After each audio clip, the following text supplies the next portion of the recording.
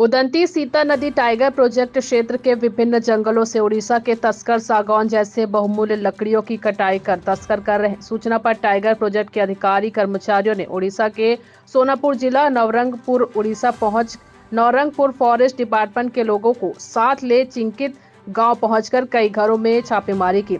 छापेमारी के बाद लगभग 4 घन मीटर सागौन पल्ले पूर्ण व अर्धपूर्ण फर्नीचर कीमत लगभग 5 लाख रुपए की लकड़ी और कुछ और फर्नीचर बनाने की मशीन को भी जब्त किया है।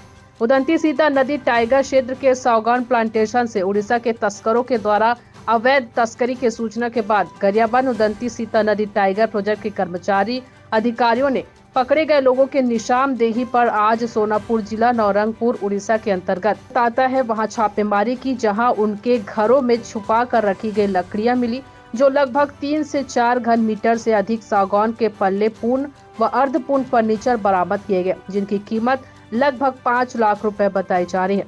4 लोगों को गरियाबंद उदंती सीता नदी टाइगर प्रोजेक्ट एवं उड़ीसा के वन विभाग के अधिकारी कर्मचारियों ने मिलकर बड़ी सफलता हासिल की है, लेकिन उदंती सीता नदी टाइगर प्रोजेक्ट से लगे उड़ीसा सीमा से अवैध सागौन की तस्करी लगातार जारी है। इस पर जल्द कार्रवाई की बात उदंती सीता नदी टाइगर प्रोजेक्ट के उप निदेशक वरुण जैन ने की है। जो है सोनपुर में फिर से जो है छापा मारा गया और करीब 3-3.5 घन मीटर लकड़ी जो है आज पकड़ में आई है। फिनिश्ड और सेमी फिनिश्ड जो लकड़ी है जिसको जो है जब्ती की कार्रवाई की जा रही है टीम द्वारा। तो कुछ लैप्स हुए हैं हमारे तरफ से, उन पे जो है कार्रवाई की जा रही है डिप्टी और फॉरेस्ट गार्ड जो है।